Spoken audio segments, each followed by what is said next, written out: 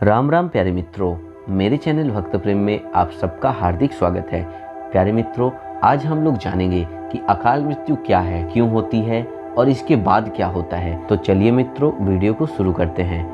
प्यारे मित्रों, जिसने जन्म लिया है उसकी मृत्यु भी निश्चित होती है।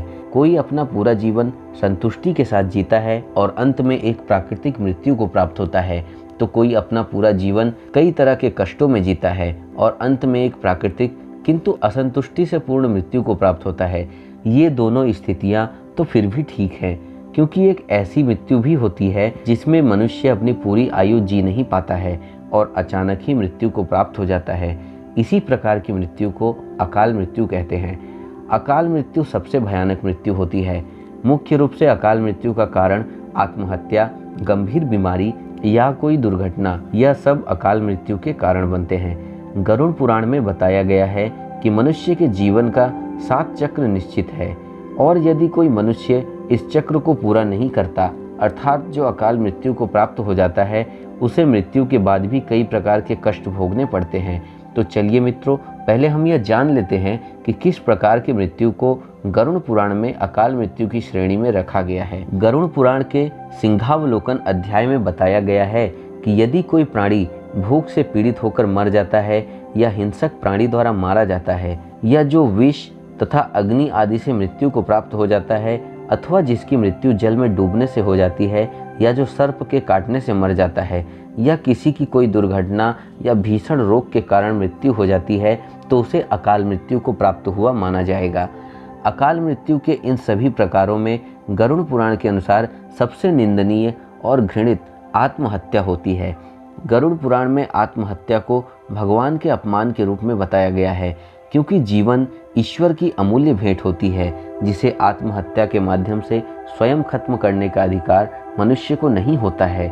गरुड़ पुराण में भगवान विष्णु ने बताया है कि जिस मनुष्य अथवा प्राणी की मृत्यु प्राकृतिक होती है, वह 3, 10, 13 अथवा 40 दिन के अंदर दूसरा शरीर धारण कर लेता है। किंतु यदि कोई व्यक्ति आत्महत्या जैसा घृणित अपराध करता है, तो उस प्राणी की जीवात्मा पृथ्वी लोक पर तब तक भटकती रहती है जब तक कि वह प्रकृति के द्वारा निर्धारित अपने जीवन के 7 चक्रों को पूरा नहीं कर लेता।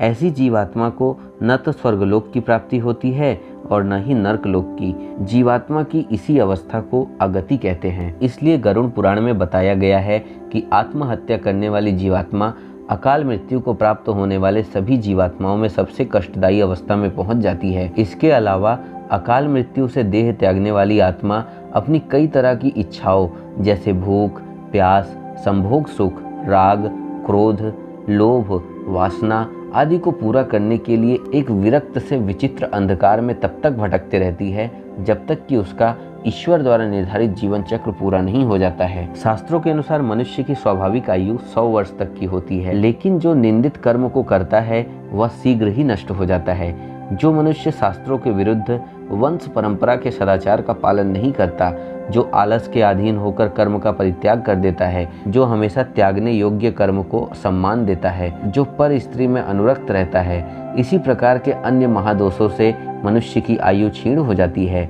जो श्रद्धाहीन होता है, अपवित्र तरीके से रहता है, नास्तिक होता है और मंगल करने वाली चीजों को ही त्याग देता है, हमेशा दूसरों का विद्रोह करता रहता है, फिर चाहे कारण अनुचित ही क्यों न हो, ऐसा मनुष्य अकाल मृत्यु को शीघ्र ही प्राप्त होता है। गरुड़ पुराण में बताया गया है कि जो मनुष्य अकाल मृत्यु को प्राप्त हो जाता है वह भूत, प्रेत, पिशाच, कुष्मांडा, ब्रह्म राक्षस, बेताल या क्षेत्रपाल आदि योनियों में भटकता रहता है। यदि कोई स्त्री अकाल मृत्यु को प्राप्त करती है तो वह भी इसी तरह की योनियों में भटकती रहती है, लेकिन उसे अलग अलग नामों से जाना जाता है।